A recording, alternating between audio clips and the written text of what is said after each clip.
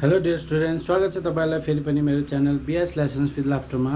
So हामीले थाहा छ हामी क्लास 9 को अप्सनल म्याथ स्ट्याटिस्टिक्स पढ्दै थियौँ र योभन्दा अघिल्लो क्लासमा हामीले मेजर अफ डिस्पर्सनको रेन्ज भन्ने टपिकलाई कभर गरेका थियौँ भने सो आज हामी पढ्नेछौँ क्वार्टाइल डेभिएसन। सो क्वार्टाइल डेभिएसनको पहिला हामी फर्मुला लेखौँ। सो क्वार्टाइल डेभिएसन को लागि हामीलाई क्वार्टाइल निकाल्न जान्नुपर्छ र क्वार्टाइल हामीले योभन्दा अघिल्लो क्लासमा पढिसकेका छौँ। So how we calculate Q1 and Q3। So आज चाहिँ हामी क्वार्टाइल डेभिएसन गर्न लागेको छौँ। सो क्वार्टाइल डेभिएसन निकाल्नको लागि हाम्रो क्वार्टाइल डेभिएसनलाई के पनि भन्छ भने क्वार्टाइल डेभिएसनलाई सेमी इन्टर क्वार्टाइल रेन्ज पनि भन्दो रहेछ। सो क्वार्टाइल डेभिएसन निकाल्ने फर्मुला हो Q3 minus Q1 divided by 2 र कोएफिसिएन्ट अफ क्वार्टाइल डेभिएसन निकाल्ने फर्मुला भयो Q3 minus Q1 divided by Q3 plus Q1।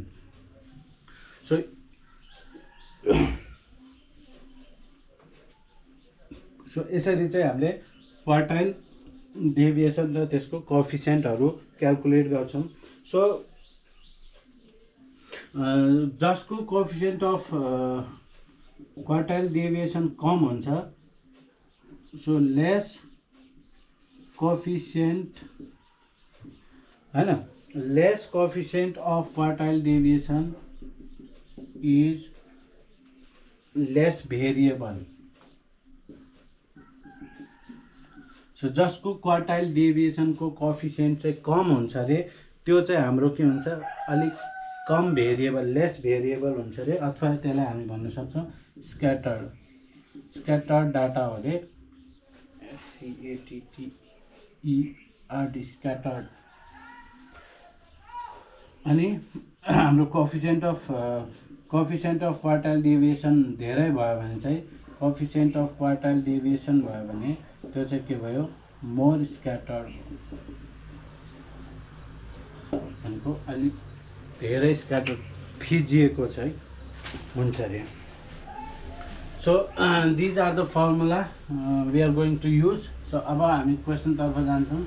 So question number 1 को 3टा लिएको छ, यो 2टा इन्डिभिजुअल सिरिज र यो डिस्क्रिट सिरिज। सो फर्स्टमा ए ले भन्छ, पहिला हामी इन्फर्मेसन लेखौँ 10, 8, 18, 12, 20, 24, 30। सो यसलाई हामीले अब क्वार्टाइल डेभिएसनको लागि त Q3 र Q1 चाहियो। सो हामीले क्वार्टाइल निकाल्नु पर्यो। सो हामीले यसलाई अरेन्ज गर्नु पर्यो असेन्डिङ अर्डरमा, arranging the data in ascending order.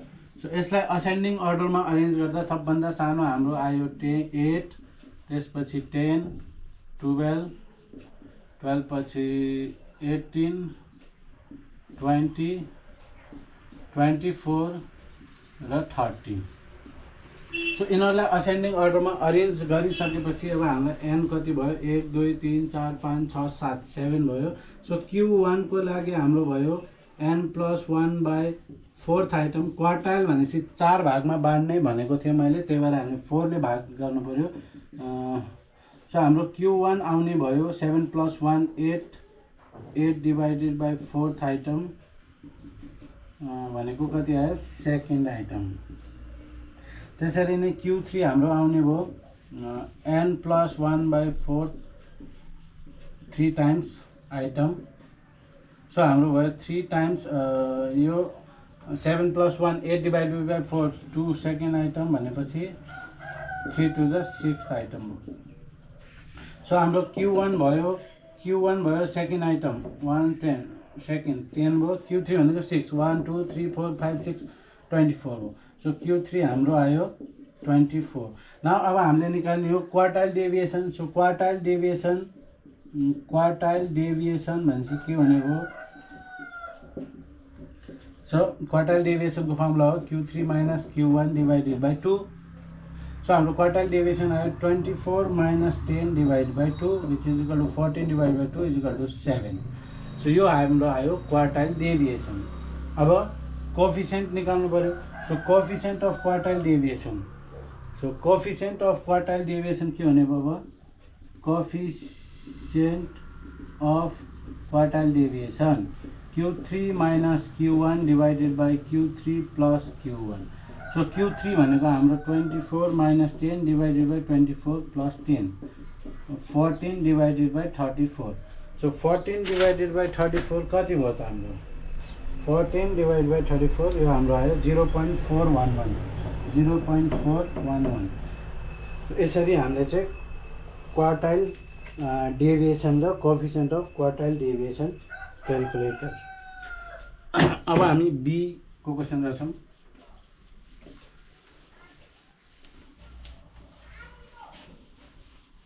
So हामीलाई बीमा के निकाल भनेको छ सेम त्यही नै हो क्वेसन चाहिँ।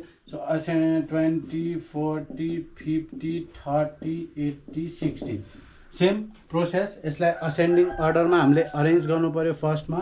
सो हामीले लेख्नु पर्यो अरेन्जिङ द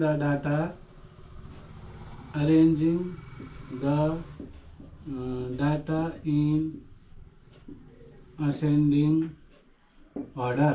सो असेन्डिङ अर्डरमा अरेन्ज गर्दाखेरि हाम्रो 20 सबभन्दा सानो भयो, त्यसपछि 30, त्यसपछि 40, त्यसपछि 50, 60 र 80। सो एन हाम्रो भयो 1 2 3 4 5 6 भयो। अघिकोमा अड थियो भने अहिले इभन भयो। सो इभन हुँदाखेरि पोइन्टमा आउँछ। सो Q1 को लागि अब हामीले निकाल्नु पर्यो n+1/4 आइटम भनेपछि n भनेको 6 6 + 1 भनेको 7/4 आइटम आयो। सो 7/4 भनेपछि त के हुने भयो हाम्रो 7 divided by 4 भनेपछि 1.75 आइटम आयो। सो पोइन्टमा हुँदा कसरी गर्ने भने थियौँ। सो हामीले पहिल्यै पढिसकेछौँ। सो होल नम्बर भएको आइटम फर्स्ट आइटम प्लस 0.75 भनेपछि 0.75। सो 1.75 भनेको 2 र 1 को बिचको। So second minus first item गर्नु पर्यो। सो हाम्रो भयो फर्स्ट आइटम भनेको 20 नै छ। 20 plus 0.75 second item 30 minus first item 20। So 20 plus 0.75 into 10। So हाम्रो आयो 0.75 इन्टु 10 भनेको 7.5। 20 प्लस 7.5 27.5 यो हाम्रो आयो Q1। त्यसरी नै हामीले अब Q3 निकाल्नु पर्यो। 3 times n+1/4 item. So 3 into यो 1.75 आएपछि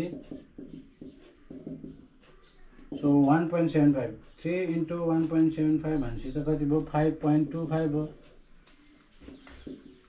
सो 5.25 आइटम भनेपछि हामी भन्नु पर्यो fifth item plus 0.25 sixth item minus fifth item. So fifth item 1 2 3 4 5 60। So 60 plus 0.25 80 minus 60। 60 plus 0.25 into 20। So 0.25 into 20 हुन्छ हाम्रो 5। सो 60 प्लस 5 भनेपछि हाम्रो आयो 65। अब Q1 र Q3 निस्किसकेपछि quartile deviation. So quartile deviation Q3 minus Q1 divided by 2। So Q3 हाम्रो छ 65। So 65 minus 27.5 divide by 2। So 65 minus 27.5 divide by 2 हाम्रो आयो 18.75। यो हाम्रो आयो क्वार्टाइल डेभिएसन आयो 18.75। अब हामी कोफिसिएन्ट निकाल्छौँ। So coefficient of quartile deviation के हुन्छ Q3 minus Q1 divided by Q3 plus Q1। So 65 minus 27.5 divided by 65 plus 27.5।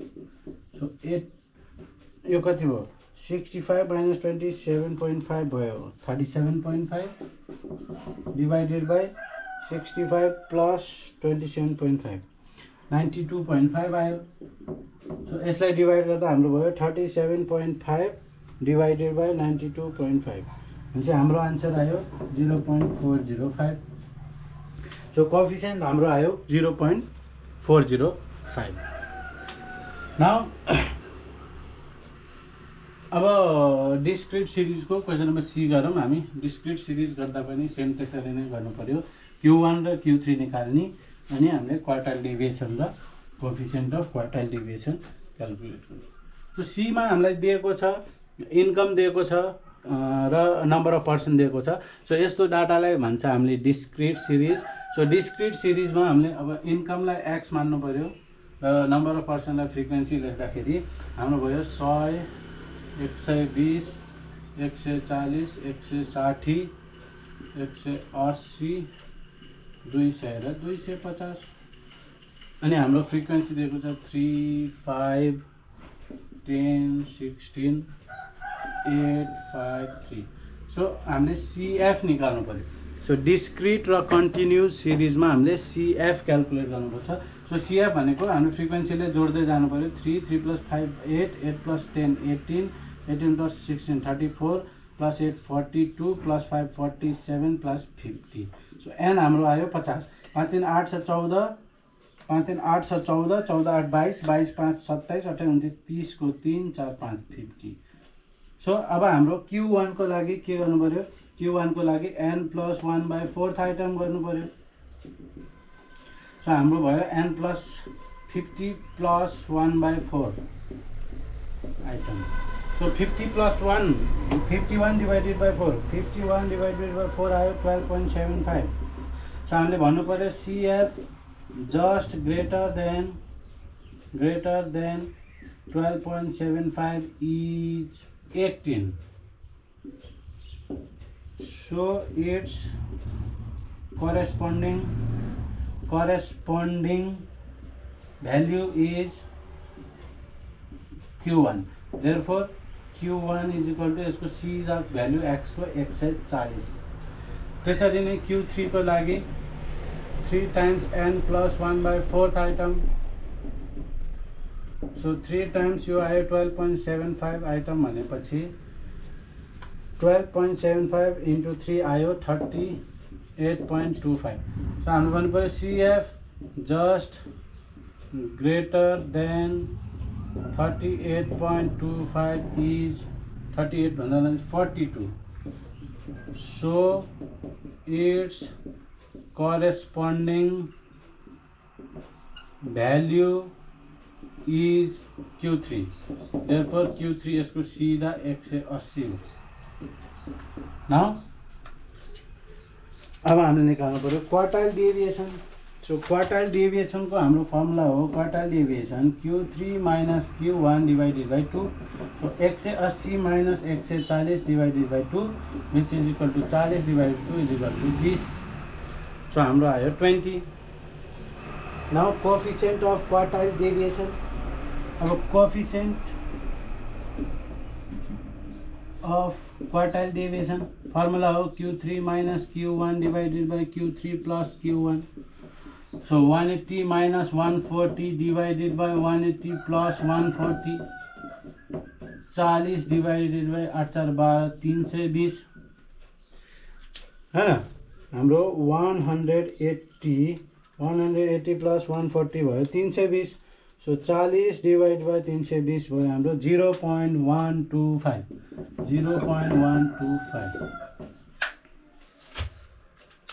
So यसरी हामी चाहिँ कन्टिन्यू के अरे डिस्क्रिट सिरिजको गर्छौँ। सो कन्टिन्युस सिरिजमा पनि हामीलाई थाहा छ Q1 को लागि हामीले फर्मुला लाउनु पर्यो L + n/4 - CF / F × H।